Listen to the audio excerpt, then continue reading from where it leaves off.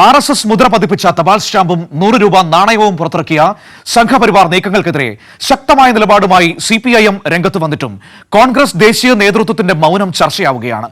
കോൺഗ്രസ് മൃദു ഹിന്ദുത്വ നിലപാട് സ്വീകരിക്കുന്നുവെന്ന ആക്ഷേപത്തിന് സ്ഥിരീകരണം കൂടിയാണ് നേതൃത്വത്തിന്റെ മൗനം.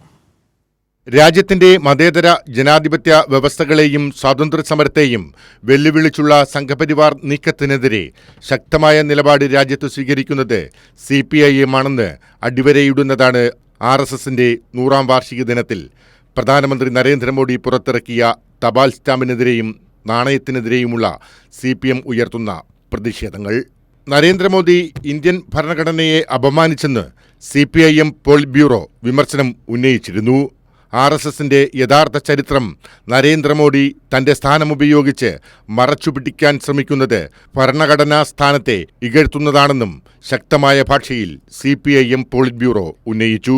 തപാൽ സ്റ്റാമ്പും 100 രൂപ നാണയവും പുറത്തിറക്കി ആഘോഷിക്കുന്നത് നമ്മുടെ യഥാർത്ഥ സ്വാതന്ത്ര്യ സമര സേനാനികളെയും അവർ വിഭാവനം ചെയ്ത മതേതര ഏകീകൃത ഇന്ത്യയുടെയും ഓർമ്മകൾക്ക് നേരെയുള്ള നേരിട്ടുള്ള ആക്രമണമാണ് ഈ ദേശീയ ബഹുമതിയെന്ന് മുഖ്യമന്ത്രി പിണറായി വിജയനും കടുത്ത ഭാഷയിൽ വിമർശനം ഉന്നയിച്ചു.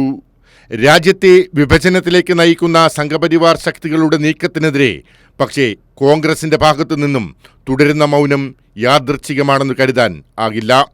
സമീപകാലത്ത് കോൺഗ്രസ് സ്വീകരിച്ചുവരുന്ന മൃദുഹിന്ദുത്വ സമീപനമാണ് സോണിയാഗാന്ധി, മല്ലികാർജുൻ ഖാർഗെ, രാഹുൽ ഗാന്ധി, പ്രിയങ്ക ഗാന്ധി തുടങ്ങി കോൺഗ്രസിന്റെ ദേശീയ നേതാക്കളെ പിന്നോട്ട് വലിക്കുന്നത്. സമാന മൗനമാണ് കേരളത്തിലെ നേതാക്കൾക്കും ഉള്ളത്.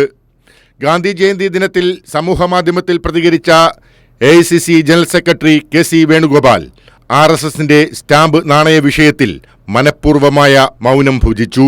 മുഖ്യമന്ത്രി RSS ബാന്ധവമെന്ന് നിരന്തരം പ്രചരിപ്പിക്കുകയും സംഘപരിവാർ വേദിയിൽ നിലവിളക്ക് കൊളുത്തുകയും ചെയ്യുന്ന പ്രതിപക്ഷ നേതാവ് VD സതീശന്റെ നാവ് ഈ വിഷയത്തിൽ RSSനെതിരെ പൊന്തിയില്ല എന്നതും ഉള്ളിലെ മൃദുഹിന്ദുത്വ സമീപനത്തിന്റെ നേർക്കാഴ്ചയാണ്. നാം കാണുന്ന കാഴ്ചയിൽ ഒരു കാര്യം ഉറപ്പാണ്: ഹിന്ദുത്വ അജണ്ടയെയും മതേതര ജനാധിപത്യത്തിനെതിരെയും ആക്രമണം ഉണ്ടായാൽ അതിനെ പ്രതിരോധിക്കാൻ CPIM രാജ്യത്ത് മുന്നിലുണ്ടാകുമെന്ന ഉറപ്പ്.